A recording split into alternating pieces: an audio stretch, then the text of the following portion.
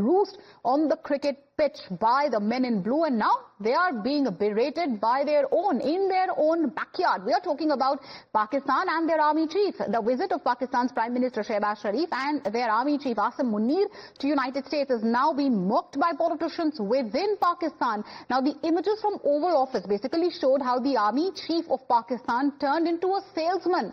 He was seen showcasing Pakistan's purported rare earths out of a suitcase, almost at the looks like, which many are saying, begging Trump, literally, the Trump administration to strike a deal with the Pakistani government. And that is the army chief of the country, no less, turning into a salesman. Now, this was called out by Pakistani senator, who has asked in what capacity really is Munir touring the world, and is his display not an open joke with the nation? Watch this to believe, really.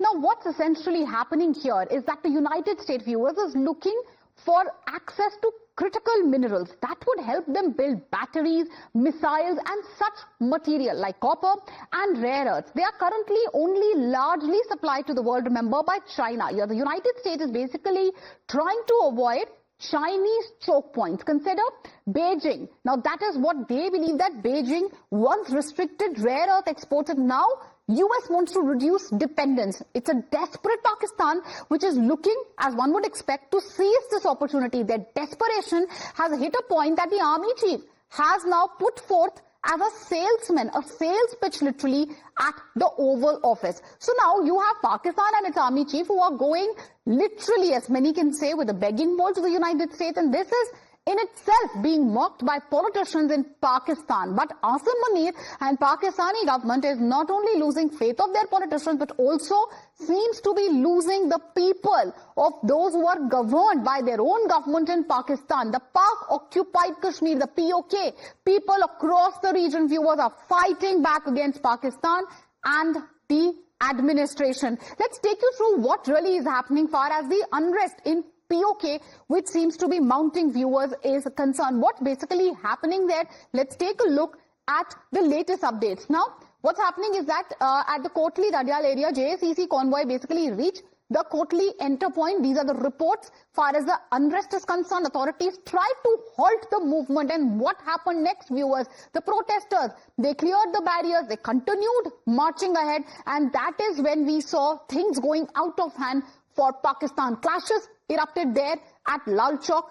This is in Muzaffarabad. Police ended up opening fire on the protester. That left 2 people dead. JSEC, they tried to seek mobile services. Those were restored, but massive public rallies were organized. There is an open uprising, an open revolt against the Pakistani army, against the Pakistani government. It was once a hub of anti-terror group. Talking about Rawalkot, there also protests are happening. Bagh in POK is seeing fierce clashes. They are being reported. Dramatic visuals which we've been showing you. Locals basically captured a police personnel there as well.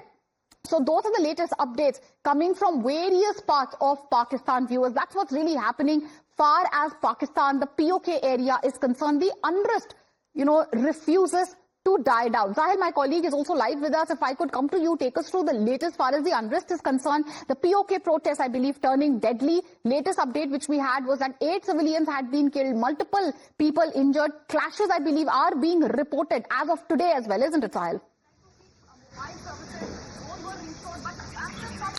Yes, of course, situation continues to remain tense in Pakistan-occupied Kashmir, particularly in Muzaffarabad and Rawalkot. The number of casualties has gone up to 10, including 3 police personnel who were in fact killed during the intense clashes that were recorded in Dandial, in Muzaffarabad and in other areas of POK. So, Joint Awami Action Committee is a union of trade leaders and in fact civil society members in Pakistan-occupied Kashmir.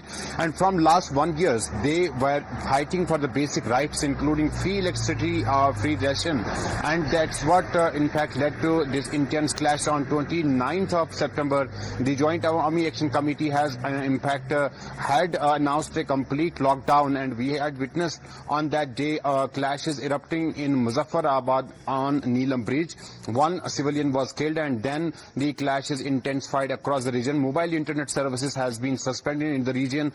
while as the federal government is in fact trying to initiate dialogue process. We had reported how the Pakistani government had rushed 2,000 Pakistani in fact federal cops and rangers to POK. That basically angered the POK residents, and they came out on roads. Now all these protesters are in fact protesting and in fact marching towards Muzaffarabad. This is their next step and this is their next plan. You're right. You know, I'm interrupting you because we have some breaking news coming.